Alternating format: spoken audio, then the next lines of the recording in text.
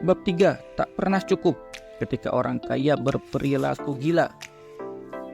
John Bogle, pendiri Vanguard yang meninggal pada 2019, pernah menyampaikan satu cerita mengenai uang yang menyoroti sesuatu yang kurang banyak kita pikirkan. Di satu pesta yang diadakan seorang miliarder di Shelter Island, Kurt Vonnegut memberitahu kawannya, Joseph Heller, bahwa tuan rumah mereka, seorang manajer dana lindung nilai, mendapat lebih banyak uang daripada semua yang didapat Heller dari novel sangat populernya, yaitu Catch 22. Heller menjawab, "Iya, tapi saya punya sesuatu yang dia tak akan punya, yaitu rasa cukup." Cukup? Saya kaget dengan kesederhanaan kata itu, karena dua alasan. Pertama, karena saya sudah diberitahu begitu banyak dalam hidup saya sendiri, dan kedua, karena Joseph Heller amat sangat tepat. Untuk sebagian masyarakat kita, termasuk banyak orang yang paling kaya dan berkuasa, tampaknya tak ada batas kata cukup. Sangat cerdas dan sangat kuat, saya akan menawarkan dua contoh bahayanya tidak memiliki rasa cukup dan apa yang bisa diajarkan contoh-contoh itu.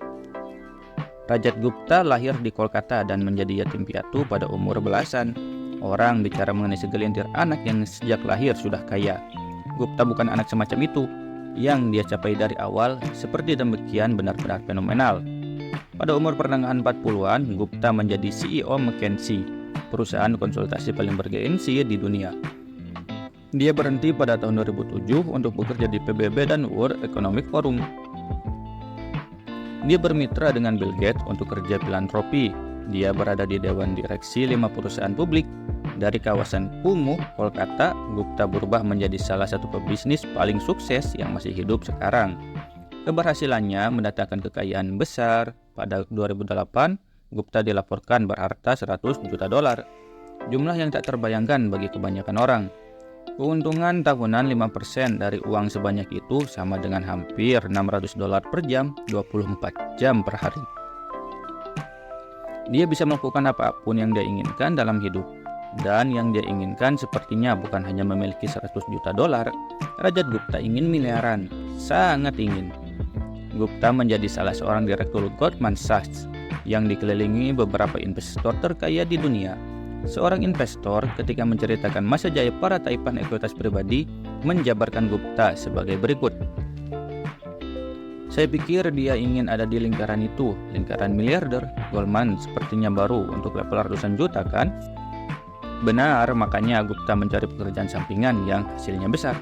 Pada 2008, selagi Goldman Sachs menghadapi amukan krisis keuangan, Warren Buffett berencana menginvestasikan 5 miliar dolar ke bank itu untuk membantunya bertahan. Sebagai anggota Dewan Direksi Goldman, Gupta mengetahui transaksi itu sebelum publik tahu. Informasi berharga, kelangsungan hidup Goldman diragukan dan dukungan Buffett bakal membuat harga sahamnya naik. 16 detik sesudah mengetahui transaksi yang akan terjadi, Gupta yang tadinya terhubung telepon ke rapat direksi Goldman memutuskan hubungan dan ganti menelpon manajer dana lindung nilai bernama Raja Ratnam. Panggilan teleponnya tak direkam, tapi Raja Ratnam langsung membeli 175.000 saham Goldman Sachs. Jadi bisa ditebak apa yang dibahas? Kesepakatan Buffett Goldman diumumkan ke publik beberapa jam kemudian. Saham Goldman naik harganya. Raja Ratnam untung 1 juta dolar dengan cepat. Itu satu contohnya. SEC, US Securities and Exchange Commission, lembaga penegak hukum sekuritas Amerika Serikat, menyatakan tips orang dalam dari Gupta menghasilkan keuntungan sampai 17 juta dolar. Uang yang mudah didapat, dan bagi jaksa kasusnya lebih mudah lagi. Gupta dan Raja Ratnam sama-sama dihukum penjara karena insider trading. Karir dan reputasi keduanya rusak untuk seterusnya. Kini ingatlah Bernie Madoff. Kejahatannya terkenal. Madoff pelaku skema Ponzi paling terkenal sejak Charles Ponzi sendiri. Madoff menipu para investor selama 2 dasawarsa sebelum kejahatannya terungkap. Ironisnya, hanya beberapa minggu sesudah Gupta. Yang diabaikan adalah bahwa Madoff seperti Gupta bukan sekedar penipu. Sebelum skema Ponzi yang membuatnya terkenal, Madoff adalah pengusaha wajar-wajar saja yang amat sukses. Madoff membuat pasar yang mempertemukan pembeli dan penjual saham.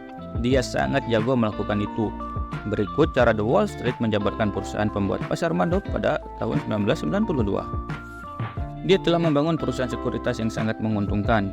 Bernard Al-Maddox Investment Securities yang menyedot banyak perdagangan saham dari Big Four, New York Stock Exchange.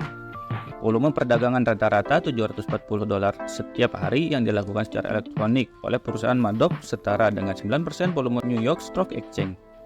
Perusahaan Mr. Maddox bisa melakukan jual beli begitu cepat dan murah sehingga bisa membayar perusahaan pialang lain 1 penny per saham untuk melaksanakan perintah konsumen sambil mendapat laba dari selisih harga penawaran dan permintaan sebagian besar saham yang diperjualbelikan. Itu bukan tulisan jurnalis yang keliru menjabarkan penipuan yang belum ketahuan. Bisnis penyediaan pasar Maddox itu sah. Seorang mantan staf berkata bahwa cabang penyediaan pasar di bisnis Maddox beromset antara $25 juta dan $50 juta per tahun. Bisnis sah Bernie Maddox yang bukan tipu-tipu jelas sangat berhasil.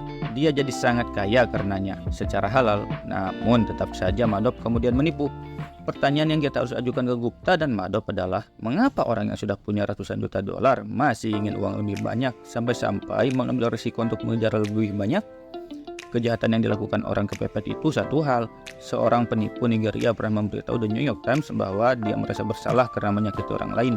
Tapi kemiskinan akan membuat kita tak merasa sakit. Gupta dan Maddox melakukan sesuatu yang berbeda. Mereka sudah punya semuanya, kekayaan tak terbayangkan, prestise, kekuasaan, kebebasan. Mereka kemudian membuang itu semua karena ingin lebih. Mereka tak tahu kapan harus berkata cukup.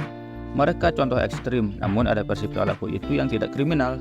Dana lindung nilai long-term capital management mempekerjakan para trader yang masing-masing berharga puluhan dan ratusan juta dolar. Sebagian besar kekayaan mereka diinvestasikan di dana lindung nilai itu sendiri. Kemudian mereka mengambil risiko saat besar demi mengejar lebih banyak sampai mereka kehilangan segalanya.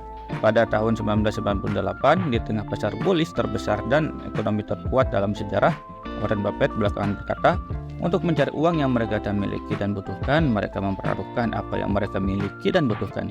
Itu bodoh, benar-benar bodoh. Jika Anda mempertaruhkan sesuatu yang penting bagi Anda untuk sesuatu yang tak penting bagi Anda, itu tak masuk akal. Tak ada alasan untuk mempertaruhkan sesuatu yang Anda miliki dan butuhkan demi apa yang tak Anda miliki dan tak Anda butuhkan. Itu salah satu hal yang jelas, tapi biasa diabaikan. Sedikit di antara kita yang akan pernah punya $100 juta seperti Gupta atau Maddox. Namun, sebagian pembaca buku ini pada suatu saat di dalam hidupnya akan mendapat gaji atau punya sejumlah uang yang cukup untuk mendapatkan semua hal masuk akal yang mereka butuhkan dan banyak yang mereka inginkan. Jika Anda salah seorang di antara mereka, ingat beberapa hal.